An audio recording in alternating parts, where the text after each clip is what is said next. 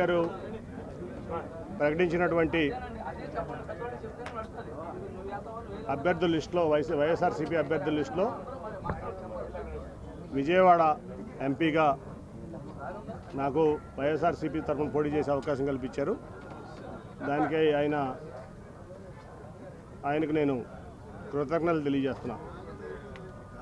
ఈ మధ్యకాలంలో నన్ను మెడబెట్టుకుని అవమానకర రీతిలో అవమానిస్తూ తెలుగుదేశం పార్టీ బయటికి గెంటేసింది. అటువంటి పరిస్థితుల్లో నన్ను ఆత్మీయంగా ఆలింగనం చేసుకుని ఆయన హక్కును చేర్చుకున్నారు. దానికి జీవితాంతం నేను ఆయనకు రుణపడి ఉంటాను. ఎందుకంటే చాలా అవమానకర రీతిలో నన్ను గెంటేశారు. నేను అటువంటిది ఆయన హక్కును చేర్చుకుని నాకు టికెట్ ఏమంటే నాకు ఆయన బెదవాడి నుంచి మీరే పోటీ చేయాలని చెప్పి ఆయనకి ప్రకటించడం నిజంగా ఇది. ఇప్పుడు మనం చూసాం చంద్రబాబు నాయుడు గారి ఎజెండా ఏంటంటే సింగిల్ పాయింట్ ఎజెండా. ఆయన కుమారుడు లోకేష్ గారిని ముఖ్యమంత్రి చేసుకోవడం తప్ప ఆయనకి వేరే ఏం ఎజెండా లేదు. నేను మొన్న కూడా చెప్పా, 2014 నుంచి 2019 వరకు నేను ఇక్కడ విజయవాడ ఎంపీని. ఒక 100 కోట్లు మీరు విజయవాడకి ఇచ్చారా అని నేను అడిగాను. 100 కోట్లు సెంట్రల్ గవర్నమెంట్ ఫండ్స్, నేను తెచ్చిన ఫండ్స్ తప్ప ఒక 100 కోట్లు విజయవాడకి ఇచ్చారని నేను చంద్రబాబు నాయుడు గారిని పబ్లిక్గా ప్రశ్నించాను. అంటే చాలామంది ఇక్కడ అమరావతి కడుతున్నారు, క్యాపిటల్ కడుతున్నారు, అసలు ఈ ప్రాంతాన్ని బ్రహ్మాండంగా అభివృద్ధి చేస్తారు చంద్రబాబు నాయుడు గారిని చాలా అపోహలు ఆ రోజు నుంచి కూడా ఉన్నారు. కానీ ఆయన అమరావతిని ఎట్లా డెవలప్ చేస్తారో నాకు తెలియదు. కానీ విజయవాడని మటుకు ఒక శ్మశానం లాగా తయారు చేయడానికి ఆయన కంకణం కట్టినారు. ఆయన ఒక ఓల్డ్ సిటీ చార్మినార్ లాగా విజయవాడని తయారు చేయాలని ఆయన యొక్క లక్ష్యం. ఎందుకో కానీ నాకు తెలియదు, విజయవాడ అంటే ఆయనకి చాలా చిన్నచూపు మొదటి నుంచి కూడా. ఇక్కడ ప్రజలన్నా విజయవాడ అన్నా ఆయన చాలా చిన్నచూపు. ఎప్పుడో ఆయన రైల్వే స్టేషన్లో ఎవరో ట్యాక్సీ డ్రైవర్లో ఎవరో అవమానపరిచారంట. ఎప్పుడు ఆయన కెరీర్ రాజకీయ జీవితంలో కొత్తగా అదే చెప్తాడు మాకు ఎప్పుడు చెప్పిన ఆయన. ఈ విజయవాడ అంటే ఆయన చాలా చిన్నచూపు. అందుకనే అన్ని రకాలుగా ఆయన చేయకపోయినా ఏదో నాకున్నటువంటి దీంట్లో ఈ ప్రాంతాన్ని చిత్తశుద్ధితో నేను తెచ్చుకున్నాను. ఆ రోజున ఎయిర్పోర్ట్ కూడా వద్దనుకున్నాడు ఆయన. ఇక్కడ 5,000 ఎకరాల్లో అమరావతిలో ఎయిర్పోర్ట్ పెడదాం,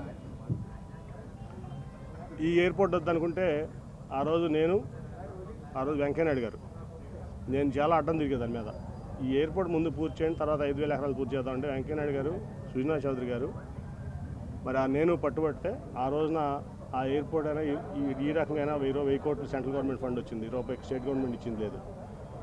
అంటే నేను ఈ ప్రాంతంలో రాజధానికి వ్యతిరేకం కాదు. నేను మొదటి నుంచి రాజధాని రైతులు నా దగ్గరికి వచ్చినప్పుడు కూడా చెప్పా, నేను ఈ ప్రాంతంలో రాజధాని ఉండడానికి వ్యతిరేకం కాదు. కట్టుకోండి రాజధాని. మీకు కృష్ణానది దాటిన తర్వాత మరి ఆ వారధి అవతల నుంచి కాజ వరకు మీకు కావాల్సిన సెక్రటరియేటో లేకపోతే కౌన్సిలో లేకపోతే అసెంబ్లీలో హైకోర్టులో ఇప్పుడు కట్టారు కదా, టీడీపీ ఆఫీస్ కట్టారు, డీజీపీ ఆఫీస్ కట్టారు. అలా కాజ బైపాస్ కాజలో కలుస్తుంది. కాజ నుంచి ఇక్కడ వరకు కట్టుంటే ఈ బయటికి బ్రహ్మాండమైన నగరం అయ్యేది 5 ఏళ్లలో. అది కట్టకుండా ఎక్కడో 55,000 ఎకరాలు 33,000 ఎకరాలు రైతులను మోసం చేసి వాళ్ళ రైతుల్ని రోడ్డు మీద పడేసి ఆయన ₹1 కూడా ఆవిడ గాజులు తీసి ఇచ్చింది, మా దగ్గర డబ్బులు లేవని చెప్పి. అమరావతి ఫండ్ అనమాట. వాళ్ళ రైతులు ఎకరానికి 10,000 వేసుకుని వాళ్ళు బాగు చేసుకుంటున్నారు. వాళ్ళు కోట్లు ఇబ్బంది పడుతున్నారు. అంటే నేను చెప్పేది ఏంటంటే, నువ్వు ఆ రోజున రాజధాని పెట్టాల్సింది కృష్ణానది వారధి దాటిన తర్వాత కాజ మధ్యలో నీకు కావాల్సిన left side 9H left side right side కట్టుకుంటూ వెళ్తే బ్రహ్మాండమైన గన్నవరం ఎయిర్పోర్ట్ నుంచి గుంటూరు వరకు ఈ ప్రాంతం బ్రహ్మాండం అయ్యేది. నువ్వు నీ అనవసరమైన ల్యాండ్ మాఫియాకి వెళ్లకుండా, ల్యాండ్ దీనికి వెళ్లకుండా నువ్వు పాత అమరావతి నుంచి తెనాలి వరకు మాస్టర్ ప్లానింగ్ ఇచ్చుకుంటే ఇవాళ బ్రహ్మాండంగా ఈ నగరం ఈ ప్రాంతం డెవలప్ అయ్యేది. కావాలని చెప్పి ఎక్కడో తీసుకెళ్ళి అమరావతిలో 33,000 ఎకరాల రైతులను మోసం చేసి, నేను మొదటి రోజు నుంచి చెప్తున్నా, వాళ్ళు చెప్పడం కాదు. నేను ఫస్ట్ రోజున మా ఎంపీ కొనకళ్ళ నారాయణ గారు, నేను ఇంకెవరో 2 ఎమ్మెల్యేలు కూడా ఉన్నారు మాతో పాటు కారులో వెళ్తుంటే మోడీ గారు వచ్చిన రోజు శంకుస్థాపనకు ఆ రోజు చెప్పా, ఈ ప్రాజెక్టు 30 ఏళ్ళున్నా పూర్తి అవ్వదు, ఎట్టి పరిస్థితులు అవ్వదు, ఇది అయ్యే ప్రాజెక్ట్ కాదు. ఎందుకంటే ఈ ప్రపంచంలో ఏ రాజైనా కోట కట్టాడు కానీ నగరాన్ని నిర్మించిన రాజు లేడు వాటి వరకు. కోట కట్టుకున్నాడు, కోటలో కావాల్సినటువంటి సెక్రటరియట్లో లేకపోతే ఏదో కట్టుకున్నాడు తప్ప ఎవరో కూడా నగరాన్ని నిర్మించిన రాజు లేడు ఇంతవరకు. కాబట్టి అనవసరంగా ఏదో షాజహాన్ తాజ్మహల్ కట్టాడు కాబట్టి ఆ పేరు వచ్చింది. కాబట్టి నేను అమరావతి కట్టేసి అమరావతి అంటే ఎవరు చంద్రబాబు నాయుడు అని చెప్పి కొంతమంది భూమాఫియా ధరల చేతుల్లోకి వెళ్ళిపోయి బాబు కొడుకులు ఇద్దరు కూడా ఈ ప్రాంతాన్ని, ఈ ప్రాంత ప్రజల్ని, అట్లాగే 33,000 ఎకరాలు ఇచ్చిన అమరావతి రైతుల్ని మోసం చేశారు. మీరు అడగండి అమరావతి రైతులు కావాలని. నేను ఈ మాట అన్నాను లేదో ఫస్ట్లోనే చెప్పాను. నేను అమరావతి రైతులు నా దగ్గరికి వచ్చేట మోసం. ఫస్ట్లో కొంచెం రైతులు ఇబ్బంది పడ్డారని నేను కొంచెం ఎమోషనల్ అయ్యా. ఒక నెల రోజుల తర్వాత ఆలోచించిన తర్వాత నేను చెప్పాను వాళ్ళకి, రైతులు నా దగ్గరికి వస్తే ఢిల్లీ వచ్చినా ఇదంతా చెప్పా, మిమ్మల్ని మోసం చేశారు చంద్రబాబు నాయుడు గారు, అసలు ఇక్కడ రాజధాని తప్పు అని ఆ రోజు నుంచి చెప్తున్నా. రాజధాని ఈ ప్రాంతంలో రావడానికి వ్యతిరేకం కాదు, మీడియాకి చెప్తున్నా, కరెక్ట్గా రిపోర్ట్ చేయండి మీరు చెప్పేది కూడా. లేకపోతే ఆ 5 ఏళ్లలో బ్రహ్మాండంగా ఈ ప్రాంతం ఇక్కడ బ్రహ్మాండం అయ్యేది, అంతా కూడా చక్కగా ఉండేది. నువ్వు 33,000 ఎకరాలు ఇచ్చిన రైతుల్ని మోసం చేసావు, నీ స్వార్థం కోసం ఈ ప్రాంతాన్ని మోసం చేసావు, విజయవాడని పాత నగరంగా చేయాలని చూసావు, ఒక 100 కోట్లు కూడా ఇవ్వలేదు, నీకు చిత్తశుద్ధి లేదు. ఈ ప్రాంతం ఇవాళ చెప్తున్నా నేను, జగన్మోహన్ రెడ్డి గారు మొన్న మాకు హామీ ఇచ్చారు, మాకు అవినాష్కి మేమందరం వెళ్తే హామీ ఇచ్చారు, విజయవాడ అభివృద్ధి నాది గ్యారంటీ, దాంట్లో మీరు ఎటువంటి ఇది అవ్వద్దు. మేము చెప్పాం మాకేం వద్దు సార్ మీ దగ్గర నుంచి విజయవాడ డెవలప్మెంట్ తప్ప ఏమవుద్దంటే, మీకేం కావాలో చెప్పండి నేను విజయవాడ డెవలప్మెంట్ అది ఇస్తానని ముఖ్యమంత్రి గారు చెప్పారు మాకు.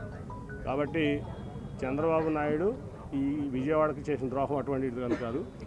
విజయవాడకే కాదు, ఈ విజయవాడ పార్లమెంట్లో 100 కోట్ల రూపాయలు చంద్రబాబు నాయుడు ఎక్సెప్ట్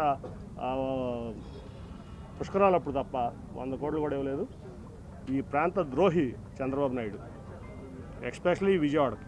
ఎందుకంటే నేను విజయవాడ ఎంపీ కాబట్టి విజయవాడ మీద స్ట్రెస్ చేస్తున్నాను. ఒక 100 కోట్లు కూడా 5 ఏళ్ళు ఇవ్వాల. ఏంటి ఈయన ముఖ్యమంత్రి అయితే అమరావతి ఏం చేస్తాడు? రేపైనా సరే ఇప్పుడు పొరపాటున గెలవడు, గెలిస్తే పొరపాటు అంటే అమరావతి అంటాడు. విజయవాడ ఏమవ్వాలి? మిగతా ప్రాంతాల ఈ రాష్ట్రంలో ఇప్పుడు క్యాపిటల్గా సెక్రటరియట్ కట్టాడు ఆయన. ఎన్నిసార్లు వెళ్ళాను నేను సెక్రటరియట్? ఎంపీ అని ఆయన మీటింగ్ పిలిస్తే 1-2 సార్లు వెళ్ళాను. నాకేం పని ఉంటుంది సెక్రటరియట్లో రోజు? కామన్ మ్యాన్కి ఏం పని ఉంటుంది? నీకెందుకు అంతంత పెద్ద ఈ ఏదో మాన్యుమెంట్స్? కాబట్టి ఆయన ఈ ప్రాంతానికి ద్రోహి, ఖచ్చితంగా ద్రోహి. ఆయన ఎజెండా ఏం లేదు, ఖచ్చితంగా లోకేష్ని ముఖ్యమంత్రి చేయడం ఆయన ఎజెండా. దానికోసం పవన్ కళ్యాణ్ గారినైనా రేపు మోసం చేస్తారు, దాంట్లో ఎటువంటి డౌట్ లేదు.